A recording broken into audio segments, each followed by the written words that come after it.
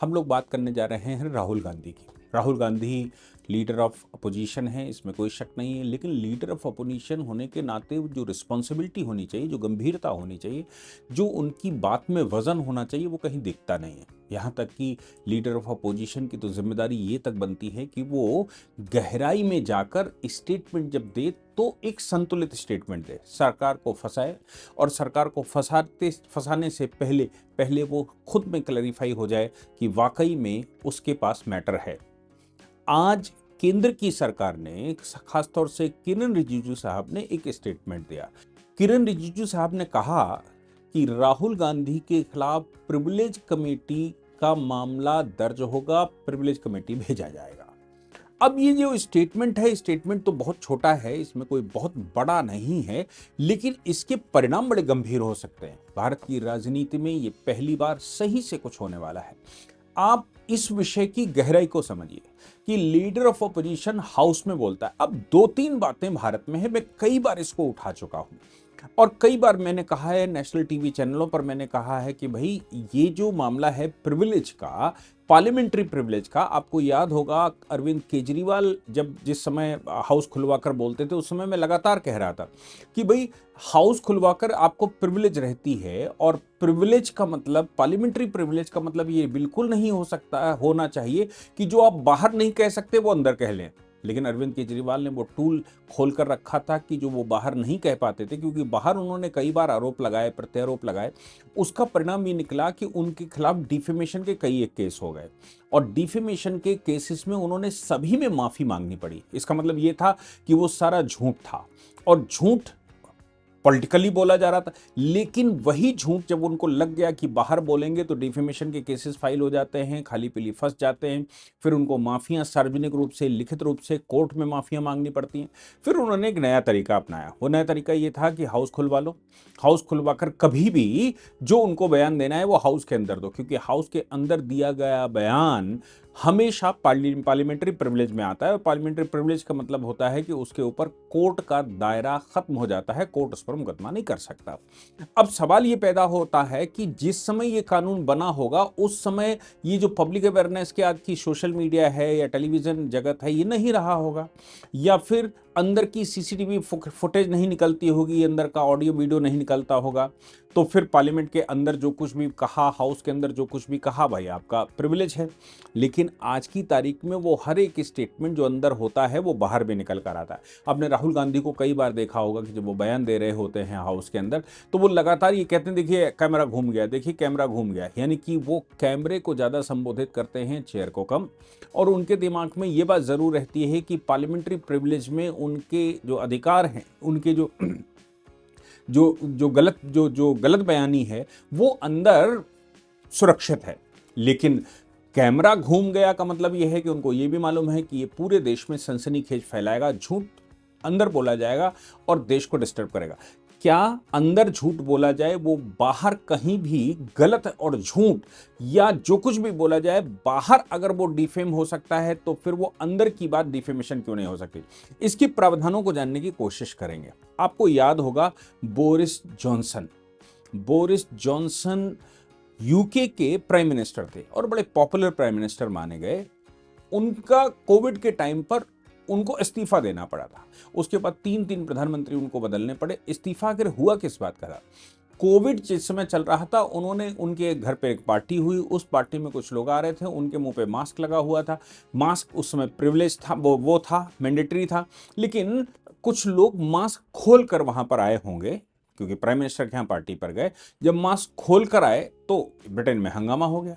हंगामा होने के बाद पार्लियामेंट के अंदर किसी ने सवाल पूछ लिया और ये कहा कि आप प्रधानमंत्री हैं और आपको कोविड गाइडलाइन का पालन करना चाहिए, आपने कोविड गाइडलाइन का पालन नहीं किया, ये नहीं करते हैं, इसका परिणाम ये हो रहा है कि भाई देश में गलत मैसेज जा रहा है, प्राइम मिनिस्टर ऐसा कर रहा है।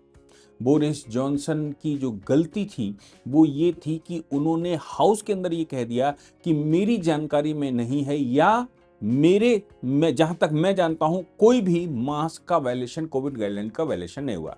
लोग सीसीटीवी फुटेज ले आए, वो फुटेज दिखाई गई, मामला प्रिविलेज कमेटी पहुंच गया, प्रिविलेज कमेटी ने दोषी मान लिया। प्रिविलेज कमेटी ने जैसे ही कहा कि आपने हाउस के अंदर झूठ बोला, सिर्फ इतनी सी बात की उन्होंने कहा कि किसी का वो नहीं हुआ है, कि कोई कोविड गाइडलाइन का वायलेशन नहीं हुआ, इतना उन्होंने कहा। जबकि मैं मानता हूं कि इतनी बड़ी पार्टी में जरूरी नहीं है बोरिस जॉनसन देख ही पाए हों सब जगह, वो ये जरूरी नहीं है कि उनको हर चीज मालूम ही हो, इसलिए वो बात इंटेंशनली तो नहीं कही होगी, लेकिन वो झूठ थी। इस्तीफा देना पड़ा और इस्तीफा देकर बाहर सिस्टम से हो गए, उनकी पार्टी को लंबा सफर करना पड़ा, बाद में सरकार भी चली गई।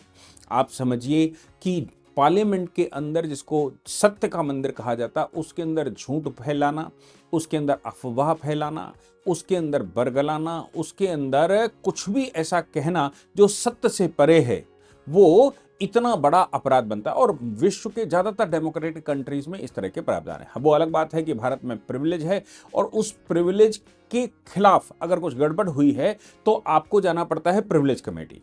प्रिविलेज कमेटी में जाएगा तो प्रिविलेज कमेटी उसका इन्वेस्टिगेशन करती है। और भारत में जो संसदीय रूल हैं, उन रूल में एक और व्यवस्था है, और वो व्यवस्था ये है कि जो भी सदस्य बोलेंगे उनको सिद्ध करना पड़ेगा कि वो सत्य बोल रहे हैं। अगर प्रिविलेज कमेटी मांगती है या उनके खिलाफ कोई कार्रवाई होती है तो उनको ये सिद्ध करना पड़ेगा कि वो सत्य बोल रहे हैं। किरेन रिजिजू ने जो कहा कि हम प्रिविलेज कमेटी में ये मामला ले जाएंगे क्योंकि इन्होंने जो झूठ बोला है, जो लोग जो देश को गुमराह कर रहे हैं, वो मामला गंभीर है। अब क्या गुमराह करने की बातें हैं वो देखिए, और शब्दों की मर्यादा तो होनी ही चाहिए। राहुल गांधी ने कहा कि भारत और यूएस ट्रेड डील में भारत माता को मोदी जी ने बेच दिया। अब ये जो भारत माता को बेच दिया, क्या ये शब्द भी इस्तेमाल, कुछ भी हुआ हो, क्या ये शब्द भी इस्तेमाल किया जा सकता है कि भारत माता को बेच दिया? दूसरी बात यह है कि जो इंटरनेशनल डील हुई है, उस डील के अप एंड डाउन्स सब सामने आ रहे हैं। आप शब्दों का इस्तेमाल कर सकते हैं, लेकिन इससे ज्यादा गंभीर बात एक और कही, एप्स्टीन फाइल की। एप्स्टीन फाइल के मामले में ये बात तो हमको पता ही होनी चाहिए कि एप्स्टीन फाइल एक प्राइवेट कोई सेक्स रैकेट चलाने वाला व्यक्ति है, उसके पास कुछ फाइलें, हजारों लाखों की तादाद में कुछ डॉक्यूमेंट मिले हैं।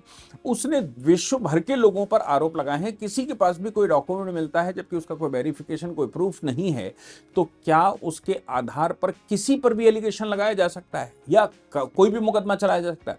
भारत में जो एविडेंस एक्ट कहता है वो ये कह रहा है कि अगर कोई एलिगेशन लगाता है तो उसको प्रूफ करना पड़ेगा। अब एप्स्टीन फाइल में वो हरदीप पुरी की बात कहीं से आ गई और अनिल अंबानी की बात आ गई। अच्छा, बात भी क्या आई ये भी समझना चाहिए।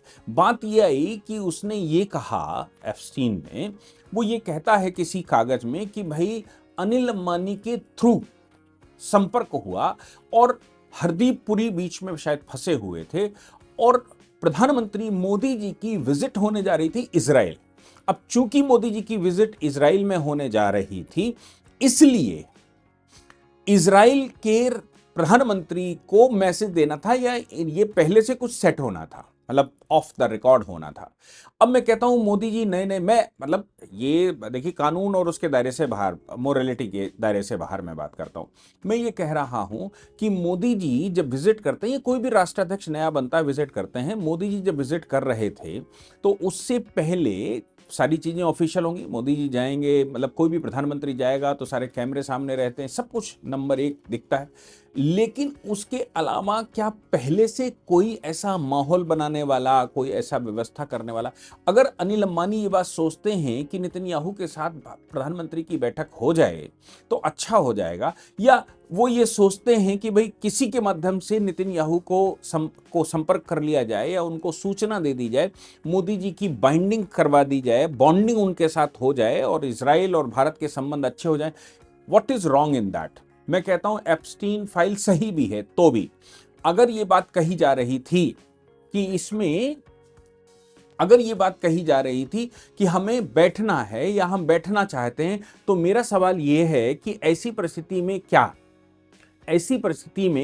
क्या बात भी करना, मतलब वो लिखता है तो वो उसके लिखने से इधर क्या प्रभाव, मोदी जी पर क्यों सवाल खड़े, हरदीप पुरी पर क्यों सवाल खड़े करना, ये सारी संभावनाएं मात्र थीं। ये संभावना थी कि वो उनसे बात करेंगे और मेरे पर ऑफर आया और कोई अपने बड़बोनेपन में भी ऐसा कहता है मेरे पास ऑफर आया था। भारत में तो ऐसे बड़बोले तमाम आपको लाखों की तादाद में मिल जाएंगे जो कहेंगे मुझसे प्रधानमंत्री ने ऐसा कहा था, मुझसे फलाने ने ऐसा कहा था, मुझसे दिमाग ने ऐसा कहा था और ऐसे ऐसे हम करना चाहते थे। इन बातों का बिना किसी एविडेंस की कोई सरोकार होता है क्या? अब किरण रिजिजू साहब ने कहा कि प्रिविलेज कमेटी जाएगा, ये सदन को गुमराह कर रहे हैं। राहुल गांधी का कहना यह है कि इस प्रिविलेज कमेटी जाएगा, मैं एक एक बात को प्रूफ करूंगा। अब ये इंडिया यूएस डील में क्या प्रूफ करेंगे, पॉलिटिकल बयान दे सकते हैं, लेकिन भारत माता को बेच लिया ये कहना। दूसरी बात ये भी है कि एप्स्टीन फाइल में मोदी जी इन्वॉल्व हैं, उनका नाम निकला, इनका नाम निकला, ये क्या प्रूफ करेंगे? यूएस गवर्नमेंट तो प्रूफ कर नहीं पा रही। यूएस गवर्नमेंट वो एक कानून पास करके लाई थी बाकायदा।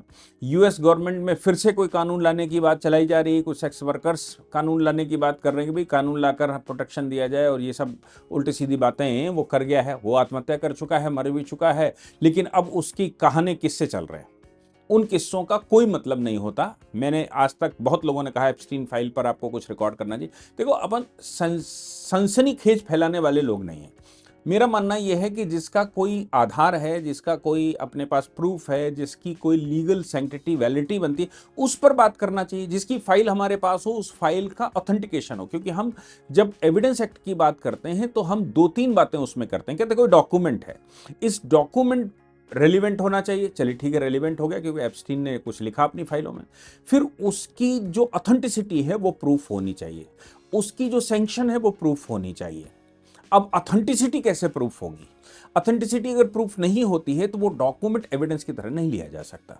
अगर उसकी सैंक्टिटी प्रूफ नहीं होती है तो नहीं लिया जा सकता।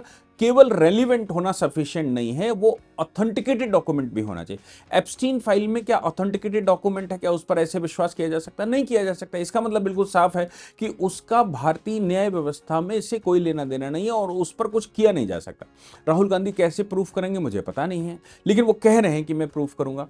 अच्छा, एक बात और है, मैं समझता हूं कि भारत में पार्लियामेंट्री प्रिविलेज को लेकर जो प्रिविलेज कमेटी है उसको लेकर इंग्लैंड की तरह कानून बना देना चाहिए। पीछे इंग्लैंड ने क्या किया, मतलब यूके ने क्या किया, उन्होंने कहा कि अगर पार्लियामेंट्री प्रिविलेज कमेटी किसी को 10 दिन तक सस्पेंड कर देती है, जैसे महुआ मोइत्रा के लिए ये सब आया था, तो सस्पेंड कर देती है तो फिर राइट टू रिकॉल एक्टिव हो जाता है। यानी कि जिस कॉन्स्टिट्यूएंसी से वो जीत कर आए हैं वहां के 10% लोग अगर कोई पिटीशन साइन करते हैं तो फिर उनकी मेंबरशिप चली जाती है। सपोज कोई नई दिल्ली से जीत कर जा रहा है, नई दिल्ली से जीत कर जा रहा है, पार्लियामेंट्री प्रिविलेज कमेटी ये कह रही है कि उसने झूठ बोला, प्रूफ हो गया, उसने कहा तुम्हें 10 दिन के लिए सस्पेंड किया जाए। 10 दिन के लिए सस्पेंड कर देने का मतलब है कि नई दिल्ली लोकसभा क्षेत्र से वो फिर से रिकॉल करने का लोगों को अधिकार है। अगर 10% से ज्यादा लोग पिटीशन साइन करके ये कहते हैं कि इनको हटाओ और नया चुनाव करवाओ, तो नया चुनाव करवाना पड़ता है। हमारे यहाँ खैर ऐसा कभी नहीं होता। हमारे यहाँ तो भ्रष्ट भी बैठ जाए, 5 साल बैठेगा, जब तक जनता जमीन पर ना उतर आए तब तक नहीं मानता, और जो चाहता है वो भ्रष्टता करके रहता है। ये सारे विषय सामने रहते हैं। अब इसमें सवाल ये पैदा होता है, क्या पार्लियामेंट्री प्रिविलेज कमेटी जब इस पर जांच करेगी और वो राहुल गांधी को भ्रामक बात कहने का दोषी मान लेती है, तो फिर भारत में क्या प्रक्रिया है? भारत में इसकी प्रक्रिया यह है कि फिर वो लोकसभा के स्पीकर को या जिस हाउस का वो सदस्य है उसको देंगे, वो इन पर रेजोल्यूशन लेकर आते हैं, सरकार उन पर रेजोल्यूशन लेकर आती है, और पार्लियामेंट्री प्रिविलेज कमेटी की रिकमेंडेशन पर रेजोल्यूशन अगर पास हो जाता है तो फिर सदस्यता खत्म हो जाती है। रिसेंटली हमारे यहाँ महुआ मोइत्रा का मामला ऐसा आया था, जिन्होंने cash for vote, cash for questions ऐसा कुछ किया था और अपनी लॉगिन आईडी पासवर्ड किसी व्यापारी को दे दिया था, मामला खुल गया था। उसके बाद उस पर जांच हुई, जांच के बाद कमेटी ने पाया, प्रिविलेज कमेटी ने, कि वाकई में गलत हुआ, तो फिर उन्होंने प्रस्ताव रखा और प्रस्ताव रखने के बाद महुआ मोइत्रा की सदस्यता कैंसिल हो गई थी। लेकिन भारत में सदस्यता कैंसिल होना, एक बार गलत करे सदस्यता कैंसिल होने का मतलब डी बार करना नहीं है। फिर चुनाव लड़, जनता अगर देगी वोट तो फिर चुनाव लड़कर आ जाएगा, फिर चुनाव लड़कर आएगा तो फिर सत्ता में बैठ जाएगा, फिर झूठ बोलेगा तो फिर देखा जाएगा। लेकिन पार्लियामेंट जैसे हाउस में के अंदर गलत बयानबाजी करना, गलत तरीके से चीजों को ट्रीट करना, गलत तरीके से भ्रम फैलाना, ये अगर बाहर डिफेमेशन है तो अंदर भी डिफेमेशन होना चाहिए। पार्लियामेंट्री प्रिविलेज कमेटी को ओवर पास करते हुए इन मामलों पर भी वैसे ही मुकदमे होने चाहिए जैसे सामान्य जनता में बात कर रहे होते, तो फिर डिफेमेशन होता, यानी कि मानहानि होती तो वैसी मानहानि। अब फेस करिए अगर आप गलत बोल रहे हैं तो, अदरवाइज संभाल कर बोलिए। नहीं तो केजरीवाल की तरह ये हाउस में बोलना ये स्वभाव बना लोगे और कहोगे कि प्रिविलेज है इसलिए यहाँ तो कुछ हो नहीं सकता, तो जनता को गुमराह कर दें। मैं समझता हूँ कि जनता को गुमराह करने वाले लोगों के खिलाफ भारत में सख्त कार्रवाई होने के प्रावधान होने चाहिए। अब प्रिविलेज कमेटी जाएगा और राहुल गांधी के खिलाफ रेजोल्यूशन भी पास हो सकता है, उनकी सदस्यता भी खत्म हो सकती है और वो फिर री इलेक्शन में जाना पड़ेगा। अदरवाइज उनको कुछ दिन के लिए सस्पेंड भी किया जा सकता है कि आप झूठ बोल रहे हैं। लेकिन जब उनको सस्पेंड किया जाएगा तो इंग्लैंड जैसे राइट टू रिकॉल जैसा प्रावधान हमारे यहाँ नहीं है, नहीं तो जनता उनको रिकॉल करती और कहती कि हम तुम्हें वापस ले रहे हैं और अब तुम यहां से तुम हमारे विश्वास को तुमने तोड़ा है, हम लोगों ने तुमको वोट देकर वहां भेजा है और आप हमारे विश्वास को तोड़ रहे हैं। आप हमारे रिप्रेजेंटेटिव है, अगर हमारा रिप्रेजेंटेटिव झूठ बोलता है तो फिर वो इस योग्य नहीं है कि वो हमारा रिप्रेजेंटेशन कर सके। यूके में है, कई देशों में ऐसा है। मैं समझता हूं भारत में भी इस तरह की कुछ चीजें, कुछ कार्रवाइयां होने की आवश्यकता है और कानून को कड़ा करने की आवश्यकता है। ये जो प्रिविलेज कमेटी है उसके अलावा डिफेमेशन का मामला खोलने की आवश्यकता भारत में रहती है। जय हिंद, जय भारत, वंदे मातरम।